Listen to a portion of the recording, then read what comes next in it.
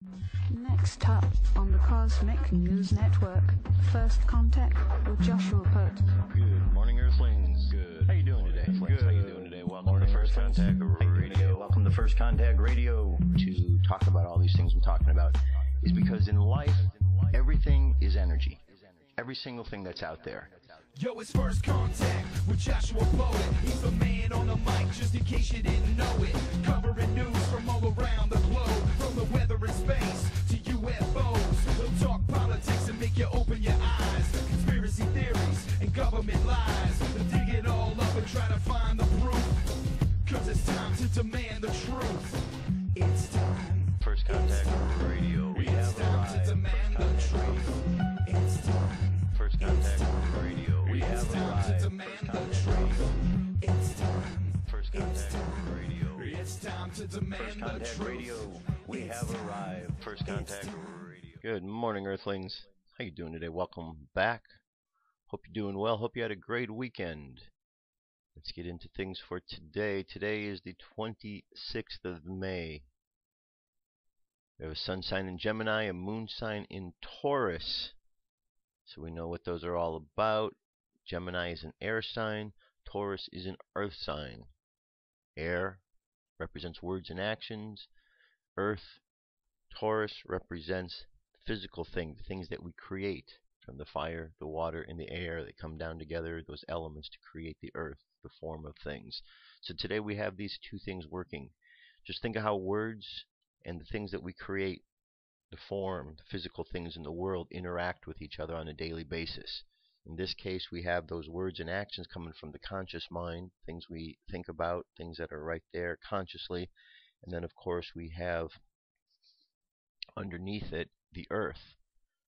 So, earth and air, just think how they work. Okay, sometimes the wind can blow a lot, and can blow the earth all over the place. If they work nice, it can provide a nice breeze, a nice gentle breeze to keep us comfortable during the times on Earth. So it's important that they work together. We have a trine later on this afternoon between Pluto and Taurus. Pluto, remember, the key word or phrase is transformation, deep transformation, because the planet is way out there. So if you imagine this is the cosmos being your consciousness, then Pluto is way out there, deep in the consciousness. Therefore, the idea of something deep in our consciousness rises to the surface, and it deals with the Taurus energy. Taurus the bull, Taurus also representing the idea of hooking together the spirit to the physical. Okay? Now, if we move over and we look at our numerology for today, we have the number 2. Let me show you how we arrived at that. We have the 5, the 2, and the 6, 2014. So that's 5 plus 5 plus 7. That's 5 plus 8 plus 7. That's a 20. 2 plus 0 is 2. So 2 is the numerology for today. So we have a 2 for the number. The numerology for the 2 is the High Priestess. It's about duality, but bridging that duality together, coming to understand how all things, though have their opposites, we find the best balance when we come together to understand the unity of all things. The High Priestess teaches us the lesson that we must go into ourselves, the inner temple, and there we will find the answers that we truly need to everything in life. The Gemini sign right here, Lovers, it's all about the choices that we make. And of course the Hierophant representing Taurus, Hebrew letter Va, nail or hook, is the meaning of that. It's hooking the spiritual to the physical. Okay. Our current moon phase is waning moon, 5% there, so we're just back to a new moon where we'll be the next day or so. If we look up into the sky, here's our map of the sky for today. So today we're going to see this slight little sliver down here. We got a star up here. Let's find out what that's all about. Monday, Arcturus shines through the high southeast these nights. Vega shines much lower in the northeast. Look a third of the way from Arcturus to Vega for the dim little Corona Borealis, the northern crown, with its one modestly bright star, Alpheca Origema. 2/3 of the way from Arcturus to Vega glimmers the dim keystone of Hercules. Continue down past Vega and you hit Cygnus. Okay, so that's what's going on today as you look at the sky. The Mayan Oracle, we're at a 13-tone day, so we're at the last day of this theme, of this particular wave spell, the wave spell of the warrior. Remember, the warrior is the question mark. The warrior uses intelligence. Intelligence so as not to fight, intelligence to get out of fights or to maybe calm a situation with the mind in another way. Think of Obi-Wan Kenobi. He was a Jedi warrior who had the ability to be able to use his mind to be able to move through situations using the Force. Okay. Star is the kin for today. The guide is the human. So the star is about beauty and elegance. Human's about free will. Cosmic tone. So we are at the cosmic star guided by a human. The monkey is the like-minded energy. Stars, the mirror reflection, is our challenge. And the hidden power is the Skywalker, exploration. Our phrase for today is I endure in order to beautify. Transcending art, I seal the store of elegance. With the cosmic tone of presence, I am guided by the power of free will. Over at space weather, solar winds currently at 346.2 kilometers per second. Planetary K-index, quiet at the moment. Coronal holes, nothing really going on there. And geomagnetic or M-class flare 20% X1, and geomagnetic storm activity is pretty low and dropping in the next 24 hours. Over here on the Jewish calendar, today is the 26th Liar, is the name of today. Let's get a little more insight here. Just click on that link. It says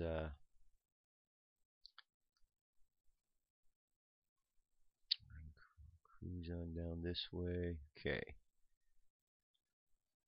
says tomorrow is the 42nd day of the Omer count. Since on the Jewish calendar the day begins at night. We know that, okay. Daily study. Psalms 1, chapters 119, verses 97 through 176. And the daily thought. What is Aleph? What is an Aleph? A point above, a point below, and a line between. Whatever we may understand of him is but an infinitesimal point above. The only way we can join with him is as an infinitesimal point below. And what empowers us to become the 0 point below that resonates with the infinite point above? Our awe of him, a line that connects below to above. Okay, nice daily thought there. And that kind of gets us started with what's going on out there in the world today. UFO news is up. Let's get to it.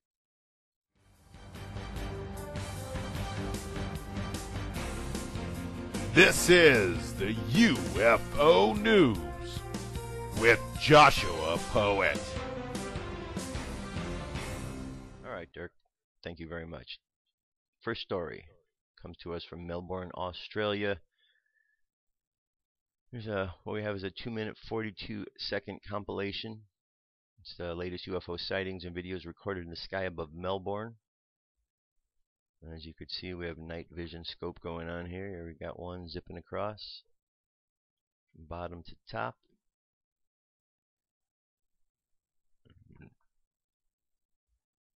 Very interesting. There's the same one right there through a different thing. Now we got a couple of them actually. Okay, here we have where we see it here. There we go. There's a nice fast one going by. And again with another filter to see it. There it goes. So are these just shooting stars or are these something else? That is the question. Question indeed. Okay, next one. You go over here, we have Ontario. May 23rd. Interesting video footage of a dark daytime UFO recorded in the sky above Ontario. While examining the footage taken last month, I nearly overlooked one of the best orb sightings I've been able to capture. Footage was taken in 720p with the camera facing straight up from my back.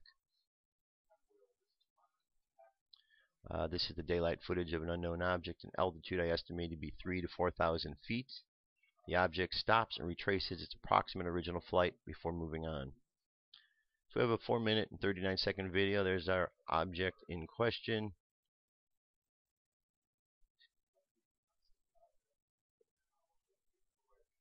Okay, and now it's over here. And we have another one over here.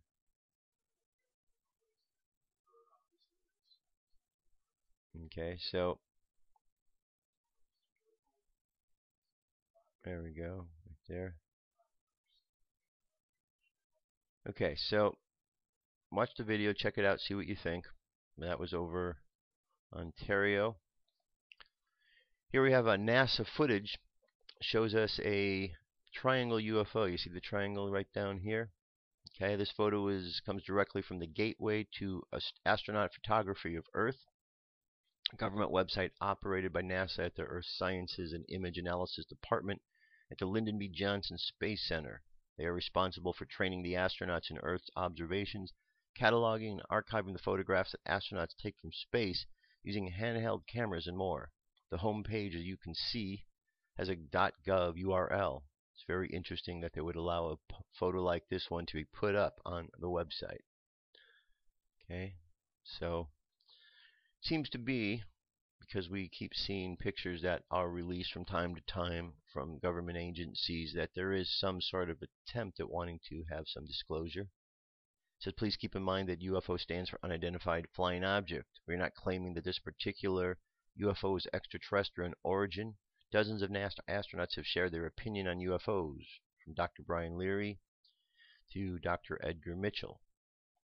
And then here we have a nice little Richard Dolan video. But, you know, even though this is a triangle, we can't just say this is extraterrestrials, because remember, we have the secret spy plane that's up there. Perhaps this is what it captured. All right, here's a site. This was sent to me from one of our viewers, and it has some very important information in it. Let me just go ahead and read this for you. It says, aliens have an agenda for planet Earth and the human race. This much we know. Exactly what that agenda might be is currently the subject of much heated debate amongst the UFO community. However, one thing that most can agree on is that understanding the alien agenda is of paramount importance to us all, because why aliens are here and what they've planned for us are probably the biggest question facing mankind. When it comes to the subject of UFOs and alien visitation, we are told all manner of things. Much of it is contradictory by all manner of people. We are presented with a bewildering array of theories and fantastic scenarios, life-changing personal experience, and wondrous revelations telepathically channeled via some human intermediary by benevolent entities from across the cosmos. Ufology, it would appear, is rapidly morphing into some kind of all views are valid belief system, and the fact that organized religion now seems to be repositing or positioning itself to accommodate the acceptance by mainstream science that we are not alone only serves to underscore this growing trend, which is beyond our belief, because almost all this clamor, the only voices that can be heard, belong to us, or should I say those of us that shout the loudest. Now that we are all seriously need to, what we all seriously need to do here is to shut up for a moment and listen, because there are other quiet voices trying to make themselves heard above the relentless babble. These voices belong to logic, reason, and alien emissaries sent to planet Earth by extraterrestrial civilizations. What is more, these voices deserve an attentive audience, because what they have to say has profound significance for us all. So, ladies and gentlemen, your attention please. Let's apply a little cold, hard logic to one of the questions that generates so much disagreement amongst the increasing fractious UFO community, the alien agenda. Why are aliens here? However, before we can understand the motivations that move aliens to do the things that they do, we first have to consider something of the nature of the reality that produced them. The bottom line is that to understand alien nature and behavior, we would first have to factor in the fundamental nature of space and time. Einstein's physics tells us that space and time are one, that they equate with the same thing, space-time. Ergo, the physical extent of the universe, its size, it's inextricably bound up with the length, its duration. Now, some of us believe and some of us know beyond a shadow of a doubt that aliens are traveling millions of years across the cosmos to visit us here on planet Earth. Therefore, we also have to accept that in order for them to do this, they must have overcome the spatial dimensionality associated with space-time. But is this all there is to it?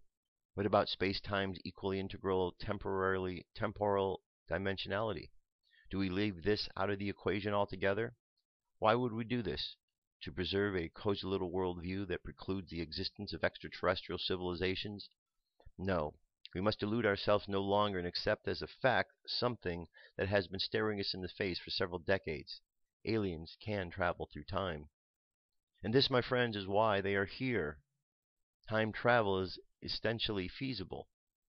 Aliens probably mastered it many millennia ago. The thing is, though, extraterrestrial civilizations are technology-based, as is our civilization.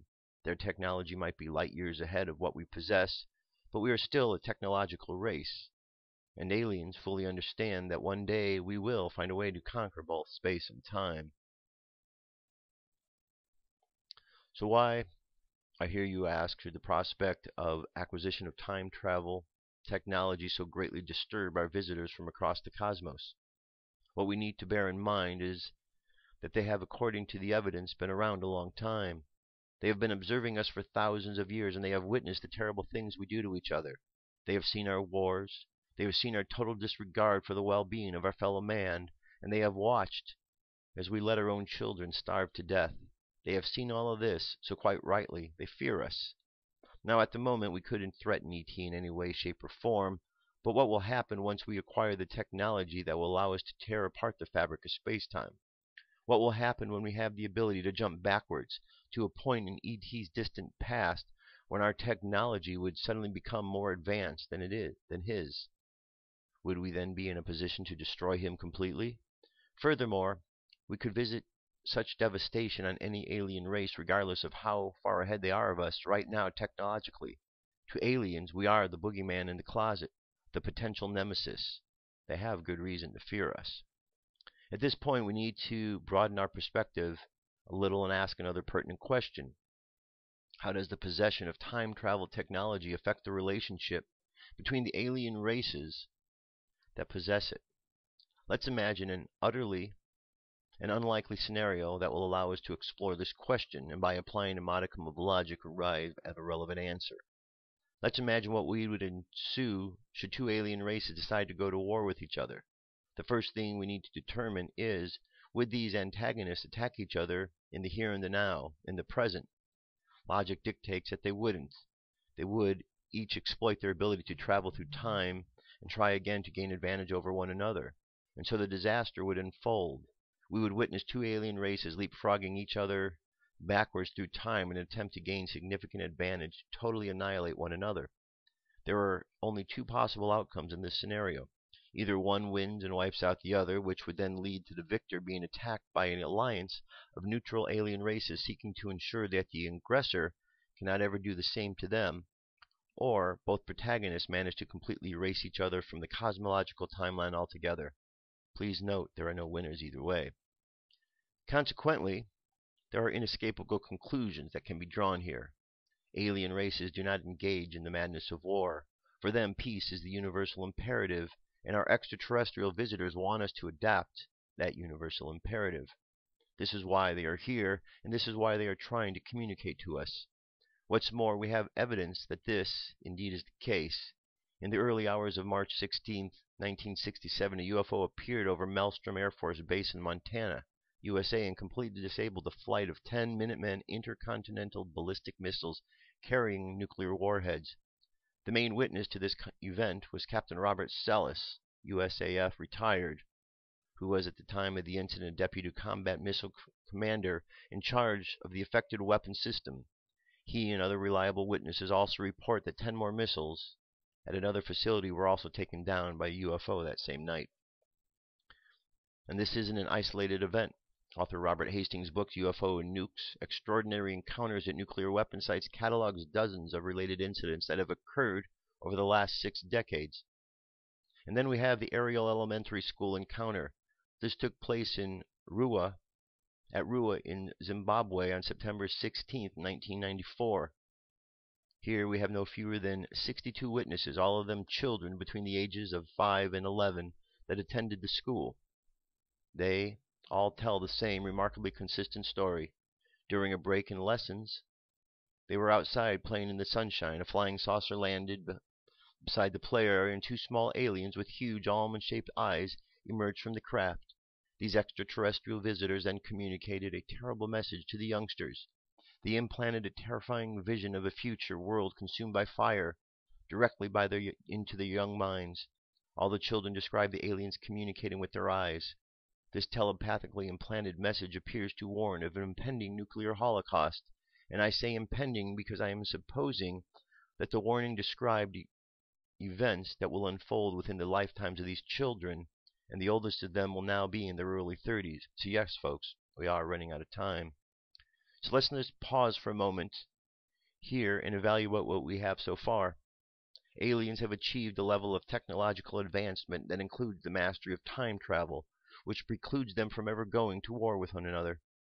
Aliens also appreciate that the human race will one day attain the same level of advancement, and could, if we don't radically change our belligerent attitude or behavior in the meantime, constitute a very real threat to extraterrestrial civilizations in the future. Furthermore, they have, on numerous occasions, clearly demonstrated their ability to directly interfere with our nuclear weapons technology, and on top of all of this, they have already sent us a direct message describing what would befall mankind should we ever be foolish again to use our nuclear weapons technology. The pattern is there for all to see, and the thread that runs through this pattern can be summed up in a single phrase: peace is the universal imperative. This is the message. This is why aliens are here. They need us to adopt universal peace, not just as an expedient political policy, but as a basic tenet that underpins our very existence. We have to truly want it, and above all else, we have to tell our extraterrestrial visitors that we want it. Well, my friends, do you want universal peace? Moreover, are you ready to tell ET that you want universal peace? If you can, in all honesty, answer yes to both of these, then you are ready to proceed. Here's what you need to do. All right, and here's a nice universal peace petition. We, the people of planet Earth, call upon all extraterrestrial civilization to help us rid our world of all weapons of mass destruction and put an end to madness of war. In return for this service, we, the human race, offer our eternal friendship and pledge to maintain peace forever throughout the cosmos, forevermore. All right, so what else we have? A little more here. So at this point, I'm sure there'll be quite a few asking, what good is a petition going to do? Would aliens even be aware of it? Well, it is an online petition, and we know our government and intelligent agencies are monitoring where we go, what we do, and what we say online. So why not ET? Where is a better place to find out that what we are thinking with regard to the extraterrestrial visitation issue than out there in cyberspace? You should as well try and imagine the social impact of this petition could have if millions of people supported it. Imagine millions of people from all over the world demanding peace and actively seeking extraterrestrial intervention for aliens to intercede and divest us of our insane nuclear, biological, and chemical weapon system. Wouldn't such developments be newsworthy? Wouldn't they become the hottest topic of conversation across the media, society, and the internet? My friends, the petition could deliver real results. It does not need enormous support and millions of signatures before it can achieve those results. But if enough people put enough effort, we can get there. You should also understand that by supporting this petition, you are also actively promoting mutual beneficial contact between the human race and extraterrestrial civilizations. So who's up for the challenge? Are you? If you are, then collaboration with Alien Agenda for the Planet begins here. Alright, so there's something you can download here, the whole article, and you got a PDF. So, pretty interesting, good article there. And one last piece here. This is a documentary for you to check out. The documentary itself is 46 minutes in length. The rest of this documentary and the rest of the documentaries present related to important times and figures in history, historic places and sites, archaeology, science, conspiracy theories, and education. The topics of these video documentaries are varied and cover ancient history, Rome, Greece, Egypt, science, technology, nature, planet Earth, the solar system, the universe, war, education, biographies, television, archaeology, Illuminati, Area 51, serial killers, paranormal, supernatural, cults, government cover-ups, corruption, martial arts, space, aliens, UFOs, conspiracy theories, Anunnaki, Nibiru, Nephilim, satanic rituals, religion, strange phenomena, and origins of mankind. Basically, almost everything. Alright, so check it out. 46 minutes long video. So there you go. That's our UFO news for today. You know, I think this message is a very important one here. I want to go back to this message here about collaborating, because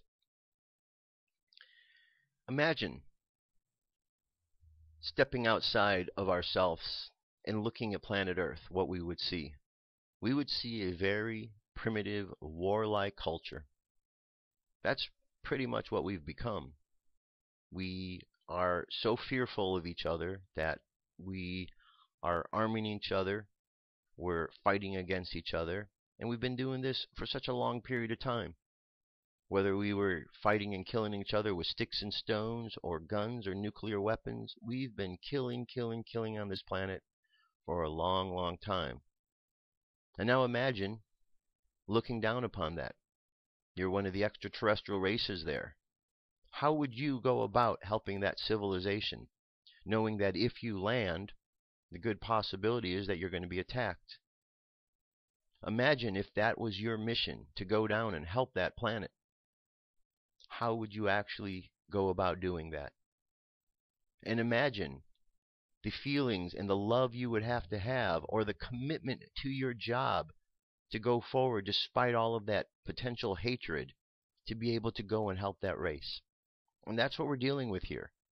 We have a planet of warlike individuals that are controlling what is going on. And we have many peaceful individuals who are so caught up in this game of war that that's all that they seem to know.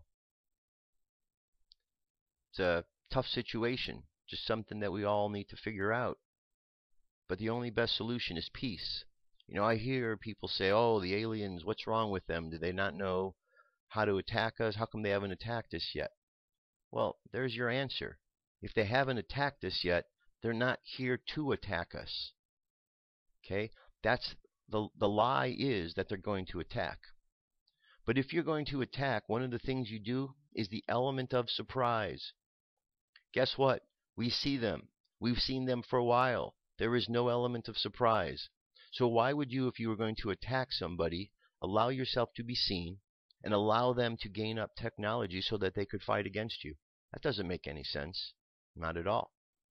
And if they really wanted to wipe us out, having time travel technology, why wouldn't they just go back into our past and destroy us then? Or why didn't they destroy us back in the day when we didn't have all this technology? Again, they're not here to destroy us. That is the thing we need to get across to each other. And when we do, we'll find out there's something very important for all of us to learn. Peace is a journey. Peace is a journey that this planet and the people of this planet need to take. It's foreign to many on this planet because all we've known is war for such a long period of time. But I believe that we can get there. But we really need to want to have the kind of peace that the universe requires of us. So there you have it. That's our UFO news report for today. I'll be back in just a few moments and we shall continue on. This is Confirm or Deny. I have come here to chew bubblegum and kick ass. And I'm all out of bubblegum. Oh, shit. Oh.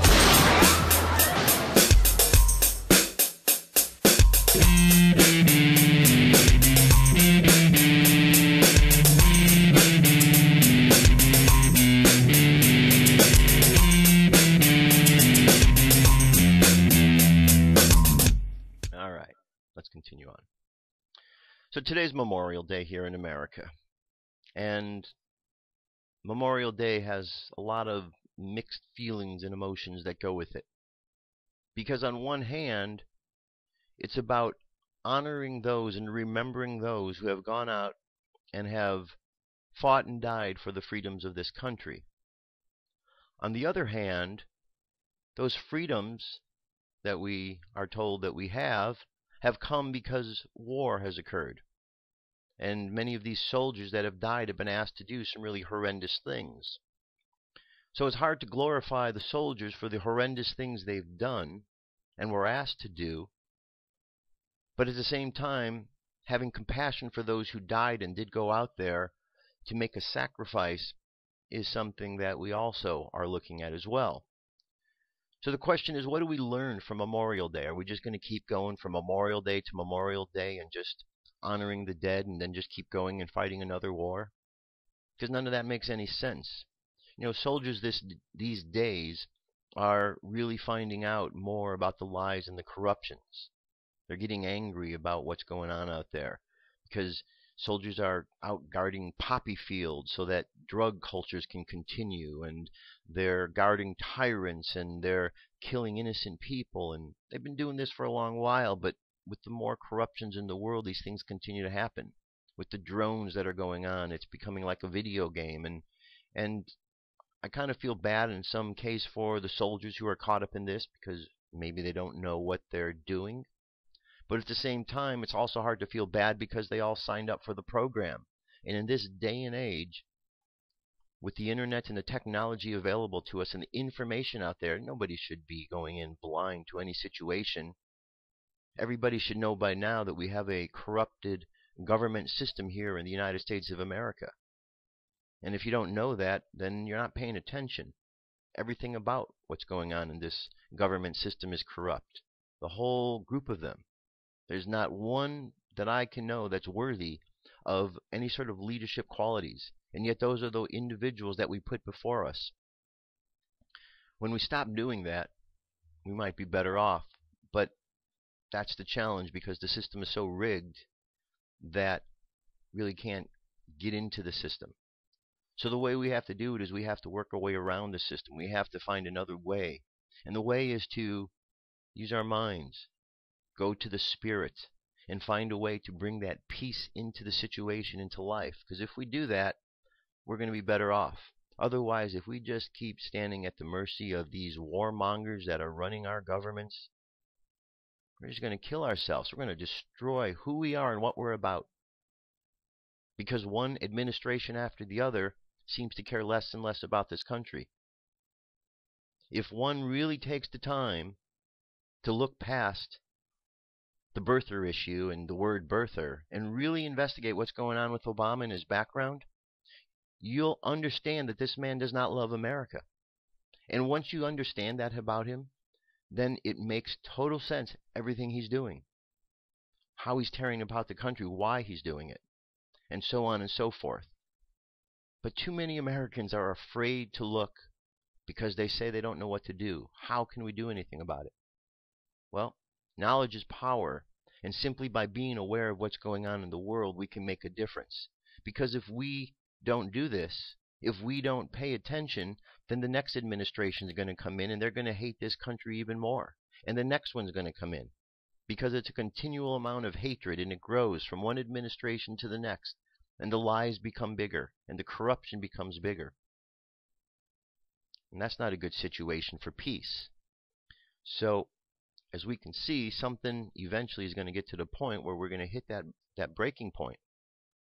So we need to figure something out. So on this Memorial Day, as we're going about honoring and remembering those who went out and died, let's see if we can honor them by finding a way to bring peace to the world. By bringing peace to the situation that's going on, and find a way to end the wars. Because to end the wars means we end all of these needless deaths. Deaths of innocent children and innocent families and soldiers who shouldn't be dying. Why are we sending men and women to die? Why are we killing off our population. Doesn't make any sense to me, but that's what we need to change. Okay, so let's make this Memorial Day a day to remember peace and find out how to bring that forward, because that is, as you heard, the universal imperative: peace. We need to have peace down here, and that peace starts with each and every individual. We have to stop listening to the liars, stop listening to the warmongers, and just move forward in peace. And most of all, we have to stop denying what we know as being truth. We have to take the blinders off, because so many of us walk through life with blinders, not even wanting to know what's going on. Well, take the blinders off, look around, see what's going on, and everything will be much better off for you. I guarantee it. All right. Here we have an article from Waking Times. It says the 10 most important inventions of Nikola Tesla. Nikola Tesla is finally beginning to attract real attention and encourage serious debate nearly 70 years after his death. Was he for real? A crackpot? Part of an early experiment in corporate government control? We know that he was undoubtedly persecuted by the energy power brokers of his day, namely Thomas Edison, whom we are taught in school is to be revered as a genius. He was also attacked by J.P. Morgan and other captains of industry. Upon Tesla's death in January 1943, the U.S. government moved into his lab and apartment, confiscating all of his scientific research, some of which has been released by the FBI through the Freedom of Information Act. Besides his persecution by corporate government interests, which is practically a certification of authenticity, there was at least one solid indication of Nikola Tesla's integrity. He tore up a contract with Westinghouse that was worth billions in order to save the company from paying him huge royalty payments. But let's take a look at what Nikola Tesla, a man who died broke and alone, has actually given to the world. For better or worse, with credit or without, he changed the face of the planet in ways that perhaps no man ever has. Alternating current, AC. This is where it all began and what ultimately caused such a stir in 1893 at the World Expo in Chicago. A war was leveled ever after the vision of Edison and the vision for Tesla of how electricity would be produced and distributed. The division can be summarized as one of cost and safety. The DC current that Edison had been working on was costly over long distances and produced dangerous sparking from the required converter, called the commutator. Regardless, Edison and his backers utilized a general dangers of electrical current to instill the fear of Tesla's alternative, alternating current. As proof, Edison sometimes electrocuted animals at demonstrations. Consequently, Edison gave the world the electric chair and simultaneously maligning Tesla's attempt to offer safety at a low cost. Tesla responded by demonstrating that AC was perfectly safe by famously shooting current through his own body to produce light. The Edison-Tesla feud in 1893 was the culmination over a decade of shady business deals, stolen ideas, and patent suppression. So here we are all these years later, and the man that we're told as we should be aware of, Thomas Edison, was really not the scrupulous person that we think him to be. That there was actually a much better form of doing things and much better way of using electricity, but big business wouldn't allow that. So here we are, using a lesser form of energy than what we truly could have been. Light. Of course, he didn't invent light, but he did invent how light can be harnessed and distributed. Tesla developed and used fluorescent bulbs in his lab for nearly 40 years before the industry invented them. X-rays, electromagnetic and ionizing radiation, was heavily researched in the late 1800s, but Tesla researched the entire gamut. Everything from a precursor to Kirlian photography, which is the ability to document life force, to what we now use in medical diagnostics. This was a transformative invention of which Tesla played a central role. Radio. Guillermo Marconi was eventually credited, and most believed him to be the inventor of the radio to this day. However, the Supreme Court overturned Marconi's patent in 1943 when it was proven that Tesla invented the radio years previous to Marconi. Remote control. The invention was a natural outcropping of radio patent. number 613809, and it was the first remote-controlled model boat, demonstrated in 1898. Electric motor. Tesla's invention of electric motor has finally been popularized by a car brandishing his name. Robotics. Tesla overly enhanced scientific mind led to the idea that all living beings are merely driven by external impulses. He stated, "I have by every thought and act of mine demonstrated, and does so daily, to my absolute satisfaction, that I am an automation endowed with power of movement which merely responds to external stimuli." The laser. Tesla's invention of the laser may be one of the best examples of the good and evil bound up together within the mind of man. Lasers have transformed surgical applications in an undeniable beneficial way, and they have given rise to our current digital media. However, with this leap in innovation, we've also crossed into the land of science fiction, from Reagan's Star Wars lasers defense system to our own Orwellian non-lethal weapons arsenal. And 9 and 10, wireless communication and limitless free energy. These two are inextricably linked, as they were the last straw for the power elite. So, said Tesla, perhaps thousands of other ideas and inventions that remain unreleased. A look at his hundreds of patents show a glimpse of the scope he intended to offer.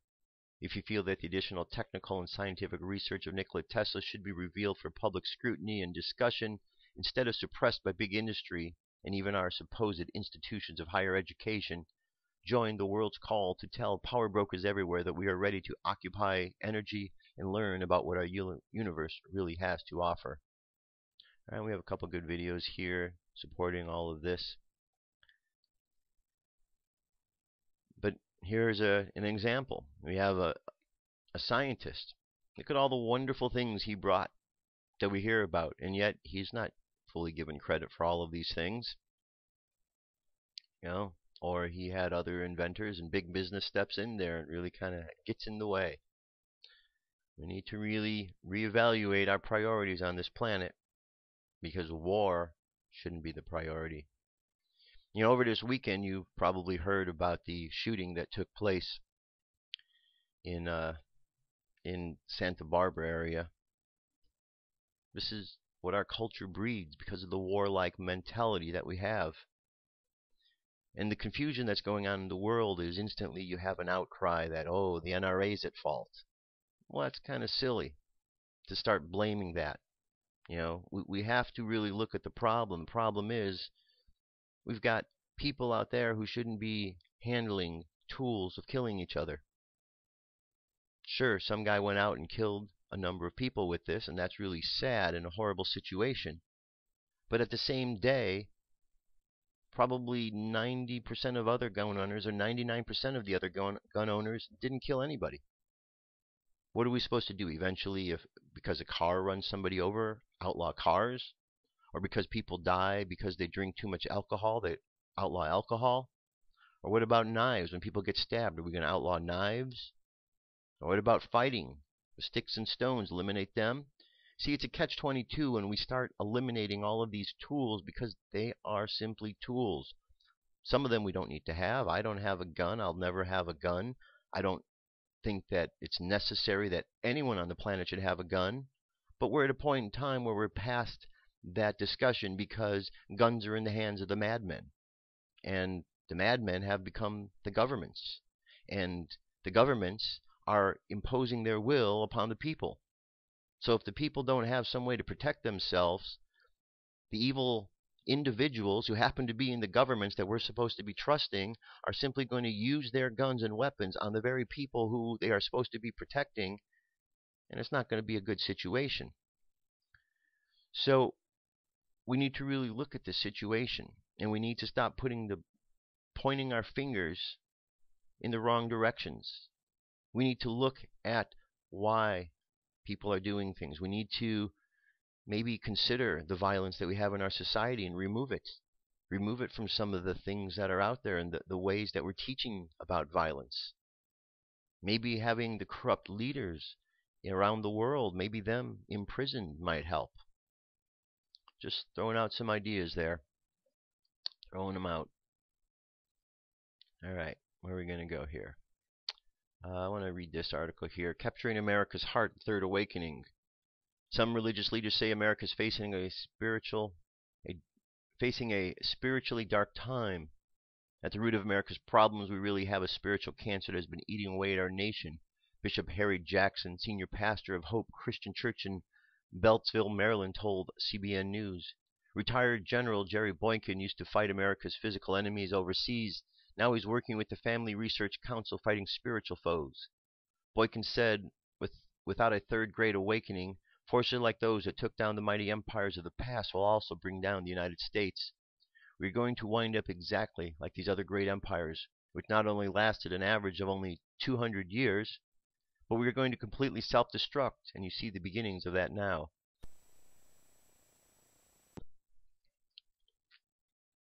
South African-born revivalist Rodney Howard Brown pastors the river at Tampa Bay, a megachurch in Tampa, Florida. In the 1700s, there was a great awakening. In the 1800s, there was another. And we have now come that it's critical. He told CBN News. Bishop Jackson ticked off some of the sins that he says are plaguing the land. We got sex trafficking, he said. We have abortion. We have the resurgence of racism. We have hatred that is abounding. Howard Brown pointed to the epidemics of abortion and illegal drug use in the nation. 3,000 babies aborted every single day in this country. We have over 3 million people. We use over 80% of the world's drugs. But Howard Brown sees a special grace in America. Knowing what I know, we should be gone a long time ago, he said. But it's the believer in this land, the hand of God, that's still on America, and God's not finished with this land, so it's time for the church to rise up. All right, there's more to the article. I'm going to leave that to you. But the point is, the spiritual battle that we hear about is very real. The battle of light and dark, it's been going on a long time. And we are certainly at a point where humans, not all humans, but a number of humans, have been fooled. A number of humans who said that they would never be fooled have been fooled and have been coerced into doing evil things simply because the government agencies dictate that that's okay.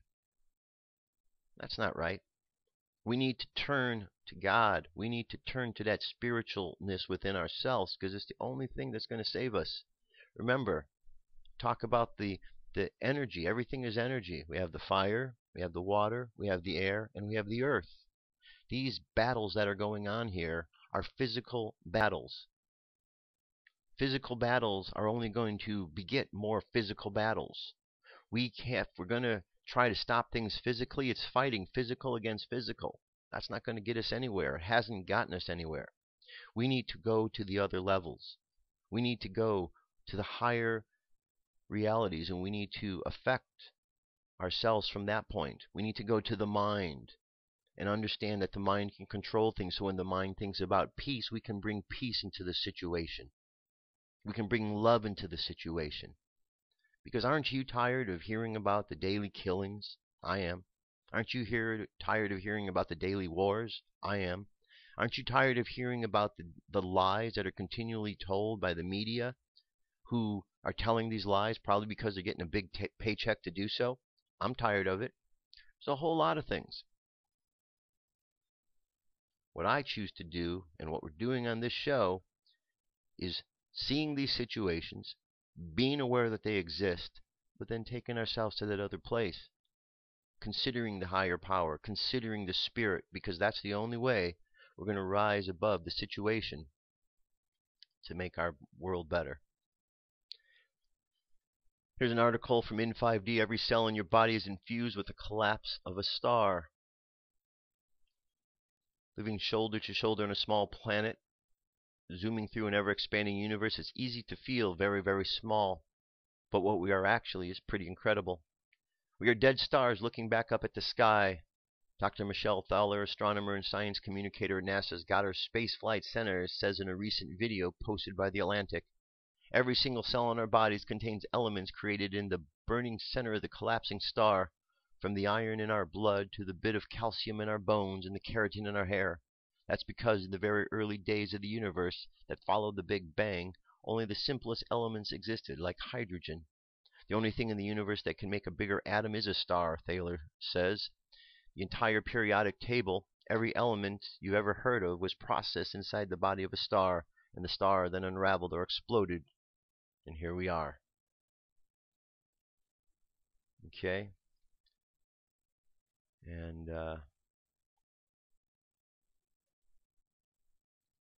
so we're made of the stuff of the universe. All of this wonderful stuff, it's inside of us. The spirit of the universe is inside of us. And the spirit of the universe is not about war. That's about the evil conceptions that are out there. That's the mind not working properly. That's the mind destroying that which should not be destroyed, which is life. Here's a message from the High Council of Orion for today.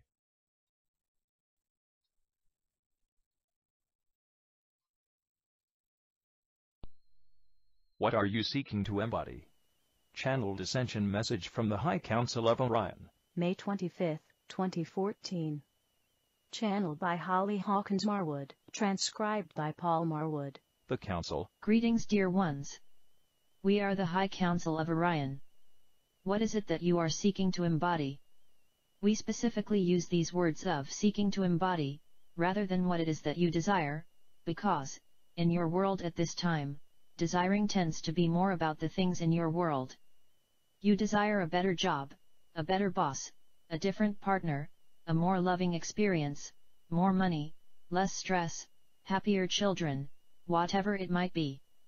For in each of those human desires there is an unseen, unspoken understanding that when those things are in place you will have something else, peace of mind, less stress, a greater experience of love. Those higher level emotions may not be at the forefront of your desires, for you're looking at the desires from the point of view of changing your life circumstances. Yet we would suggest, beyond that, if we asked you when those things are in place, what is it that your life will embody that you feel is not embodied at this time? So, digging behind your human desires, moving deeper past that, to look at those high-level human qualities that you are really craving. That craving is coming from your soul level of desiring to be expressed as those embodiments of joy, peace, love, trust, understanding. Those are the qualities that your soul is calling out to infuse in your human experience through your desires, through your human experience. Understanding that your human condition, if you will not bring to you that which your soul is asking you to embody at this time. We go back to our original question and say, what is it that you wish to embody in your life at this time? What's beyond your human desires? What's that end goal of these human desires? As you begin to work with and identify what those human desires are and then look past the human desires to the soul level embodiment, connecting with that. What we're going to ask you to do is first of all, embrace your awareness of what that embodiment might be. Perhaps it is trust in the goodness of the world, or trust that things are working out the way they are intended to on a soul level, despite what your human experience is. Perhaps it's this unending connection, a steadfast awareness, of the constancy of love in your life, despite outward appearances. Perhaps it's that effervescent bubbling of joy that's always there within you, that you can connect to at a moment's notice, just by drawing your awareness to it. Once you identify those qualities that your soul is asking you to embody, at this point in time, what we ask you to do is just allow that awareness to be present to you at this moment in time.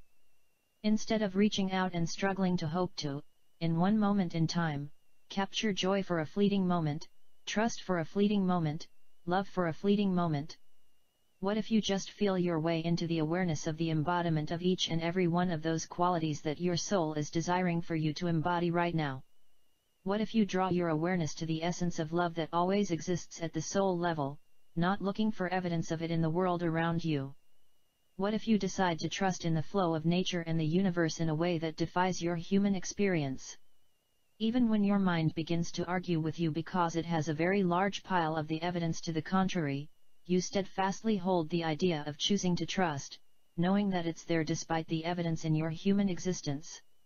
As you begin to just draw your awareness to those high-level qualities that your soul is asking you to embody at this point in time, knowing and trusting that it is a foundational energy within you, you will then begin to see evidence of it popping up in your life.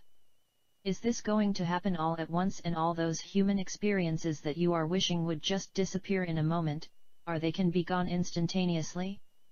Most likely not. But as you connect with those moments of what your soul is asking you to embody, they ripple out very quickly and you can find more and more evidence of it. For understand that at the core of our message today is the understanding that what you are truly seeking has nothing to do with the human experiences that you are having. Ceasing to look at human experiences as evidence of where you are on a spiritual journey or in a spiritual scale would be helpful. For that which you are seeking to embody is not evidenced always in the human realm first. If you embody it, then it shows up in the human realm, instead of hoping the human realm shows up with it, and, therefore then, you can embody it. So we're turning the tables on this idea that as you connect with the truth of your soul's expression in your human life, just by allowing that it might be true initially, it then flows out to manifest in human experiences. What if just for even one day you decided not to use the evidence in your human experience as a judgment about your soul level truth? What if you, on your human level, gave yourself a break and stopped judging your human experiences in terms of your spiritual and soul level failure? You will be surprised at the insights and the shifts that you will feel as you begin to practice this, first one day, and then the next, and then the next. Until you've had many days strung together where you have an opportunity to bring your awareness to these truths that exist and are there despite evidence to the contrary in your everyday human life. We will address this more, for this is a very large topic. In the meantime, and as always, ask us for assistance and we will be there in a moment, in the way that is most appropriate for you, always helping you turn the spotlight of who you are on your soul level truth. Be blessed. We are the High Council of Orion. Alright, there you go. Nice message from the High Council of Orion for today. And that brings us to our meditation. So go ahead and close your eyes. And take a deep breath. And exhale.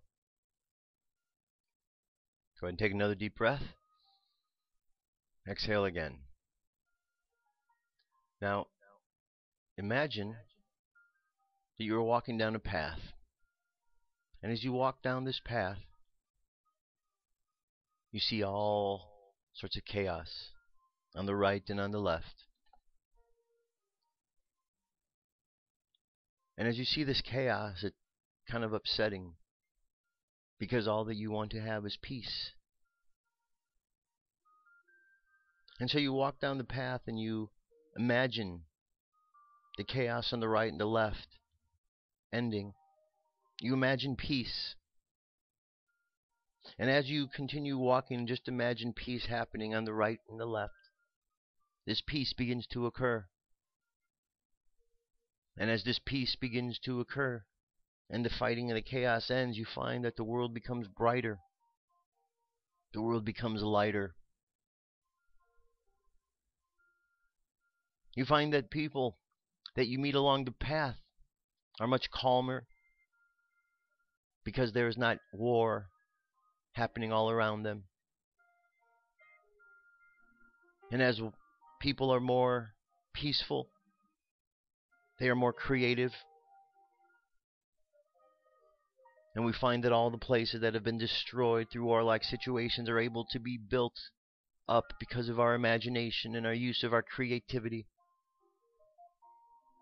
And we find much greater pleasure in building and creating than in destroying. So let's imagine ourselves going through the world using our imaginations to create the things that we want to have. Let's create a peaceful world by imagining peace. Let's imagine a love-filled world by imagining love.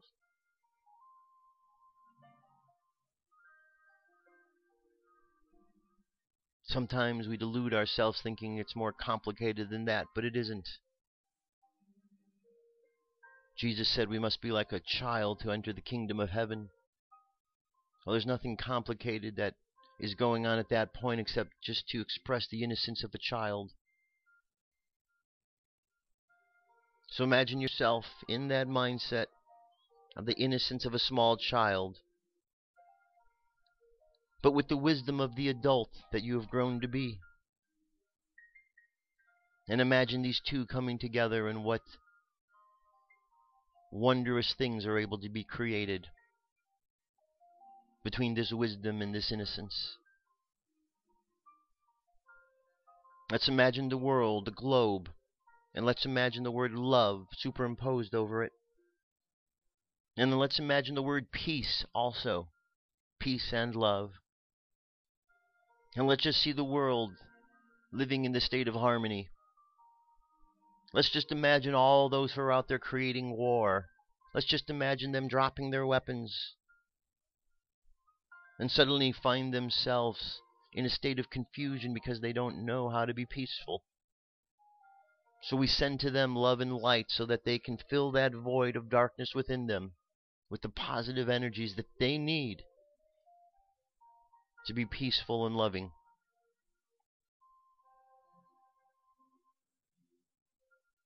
And let's just think a good thought for everybody in the world. And we'll bring our attention back to the present moment on the count of 3.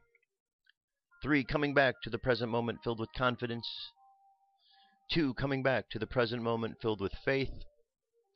And 1, coming back to the present moment happy, healthy, and whole. Happy, healthy, and whole. Take another deep breath. Exhale. And open your eyes. That's it, my friends. That is our show for today. Thank you very much for being here. I'm glad that you're always able to show up and listen and watch the shows. Felt like I was rambling a little bit today, but this is what today was all about. I'll be back tomorrow. We're going to continue on with the Book of Urantia the next 2 days. So if you haven't read through some of the stuff, go through, reacquaint yourself with that. The links are available at firstcontactradio.com. Other than that, I'll be back tomorrow. Have an awesome day. Talk to you soon. Peace. I'm out of here.